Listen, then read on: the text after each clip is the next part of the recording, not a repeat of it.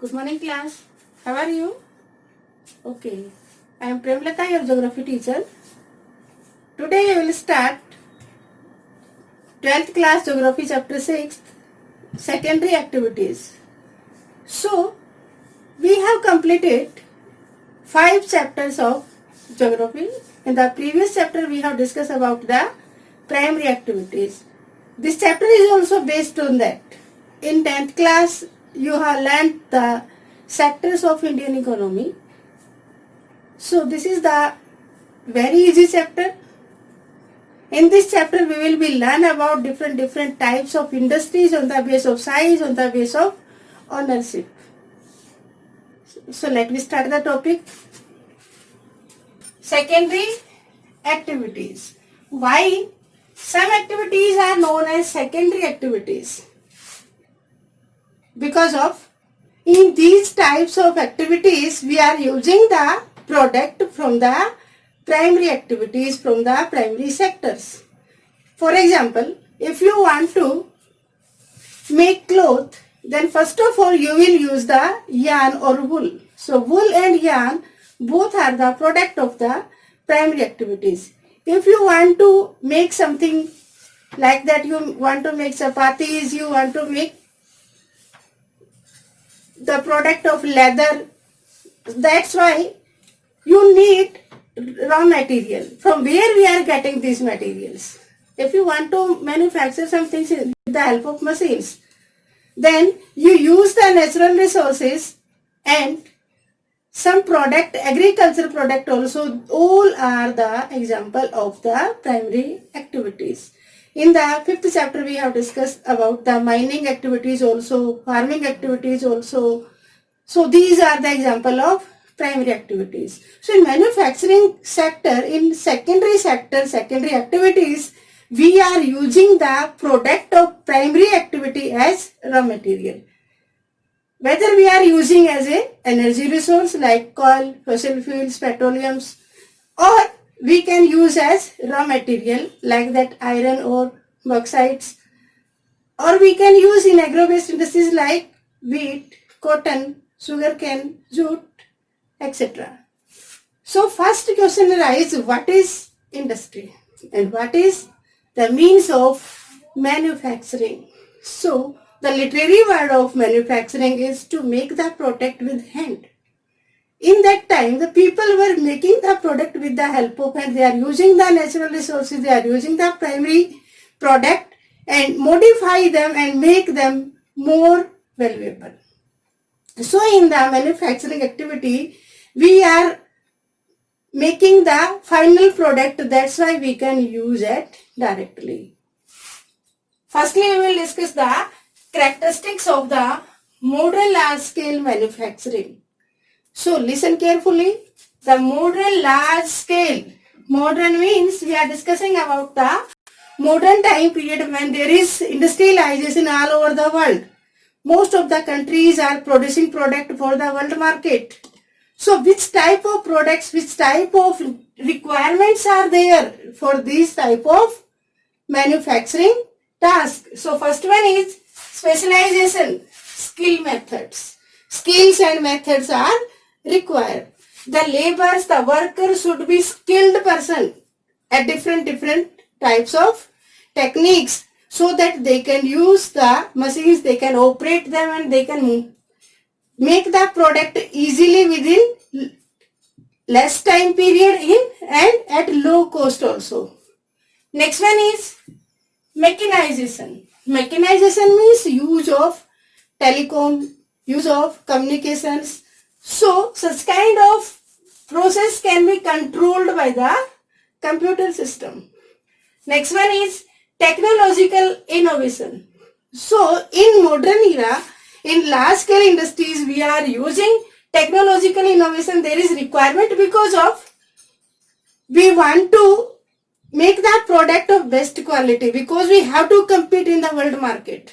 We are manufacturing product not for the need of the local communities in our surrounding, but we are manufacturing the product to fulfill the need of the world people, whole world with the help of MNCs.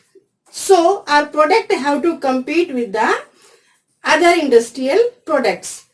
So what can we do? Which type of innovations are required here to control over the pollution, to make ecosystem balance? It is the essential requirement of today's. Next one is, so there are 3-4 characteristics these come out due to this topic.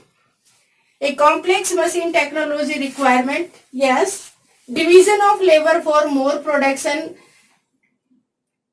in less time and at low prices.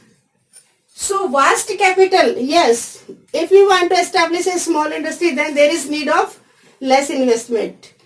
Some people requires little bit raw material require, small area require. But if you want to establish large scale industry, then lot of fixed capitals and working capitals are required for that. Next one is executive bureaucracy. Yes, you all are aware. Some months earlier the Indian government passed GST bill. So such kind of government acts are also putting impact on these type of industries. So these government policies should be in the favor of the manufacturing industries. That's why they can gain the profit. Now question arises, what is the main objective of these types of industries? Some industries are established by the government and some are established by individual person or group of some people. So the main objective to get more and more profit. So if all these things are, or if the producers are capable to manage all these things, then production will be better. Now we will discuss the next topic. What are the factors of industrial location? That topic also we have discussed in 8th class also and in 10th class also. Next topic is uneven geographical distribution. Why industries are distributed unevenly? Some states are having lot of industries, but in some states there is lack of industries. So there are some factors on the behalf of that we can be know that these are the factors. That's why these regions are having these type of industries. For example, Gujarat and Maharashtra states are having cotton industries. Lot of cotton industries are set up in that region. Hooghly Basin. In Kolkata, Hooghly Basin jute industries are there. In Jharkhand belt having lot of iron and steel industries. So these are factors are working behind that. Let me discuss now.